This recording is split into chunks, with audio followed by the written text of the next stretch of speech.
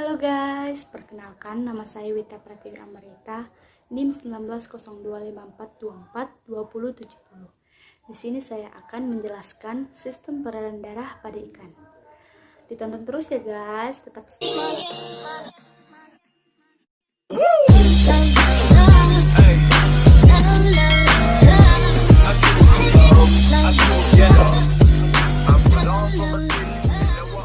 Oke, saya akan menjelaskan sistem peredaran darah pada ikan.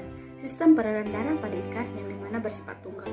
Artinya, hanya terdapat satu jalur sirkulasi peredaran darah yang dimulai dari jantung, darah menuju insang untuk melakukan pertukaran gas. Selanjutnya, darah tersebut dialirkan ke dasar-dasar aorta dan terbagi ke segenap organ-organ tubuh, di mana melalui saluran-saluran kecil. Selain itu, sebagian darah dari insang kadang langsung kembali ke jantung. Sistem peredaran darah pada ikan juga cukup sederhana, yaitu seperti mamalia yang terdiri atas jantung, darah, dan pembuluh darah. Jantung adalah suatu organ yang berupa benda berongga dan terdapat di dalam rongga ruang media spinal atau di bagian posterior lengkung insang. Organ jantung ini juga merupakan suatu pompa yang terdiri atas otot licin yang secara ritmis yang berkontraksi untuk memompa darah dari vena ke arteri. Dan untuk melaksanakan fungsi dari jantung tersebut, di mana jantung mempunyai suatu sistem klep, di mana menyebabkan darah mengalir ke satu arah. Jantung pada ikan juga terdiri dari dua ruangan yang terletak di posterior lengkung insang. Di bagian depan adalah rongga badan dan di atas adalah epinus.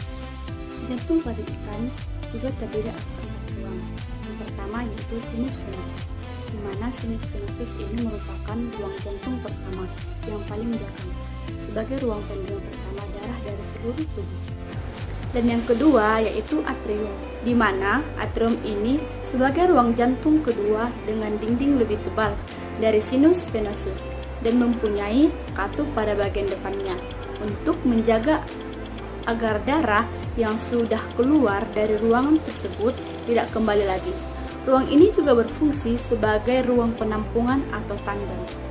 Yang ketiga adalah ventrikel, di mana berdinding paling tebal dan kuat yang selalu berdenyut memompa darah ke seluruh tubuh, mempunyai katup di depannya untuk mencegah darah yang telah ditumpahkan tidak kembali lagi.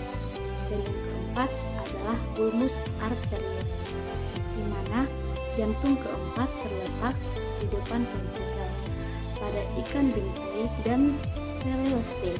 Ruang ini juga berdinding tebal.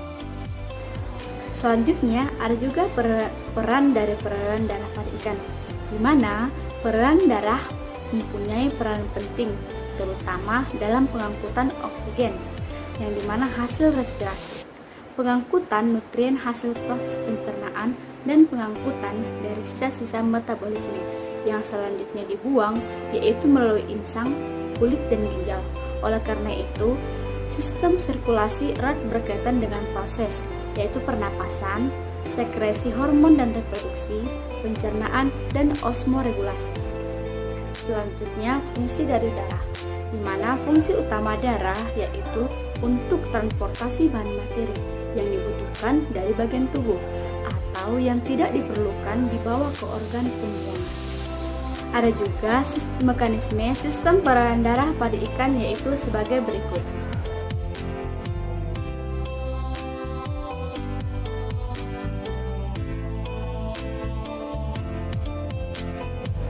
Selanjutnya, ikan juga memiliki kadar protein plasma yang dimana berupa 1. Albumin atau pengontrol tekanan osmotik, yang kedua lipoprotein atau pembawa lemak, yang ketiga globulin atau pengikat heme, yang keempat keroplasmin atau pengikat CO, yang kelima fibrinogen atau bahan pembeku darah, dan yang terakhir iodorophorin atau sebagai yodium anorganik. Baiklah, sekian penjelasan dari saya yaitu mengenai sistem peredaran darah. Semoga bermanfaat bagi teman-teman semua. Terima kasih.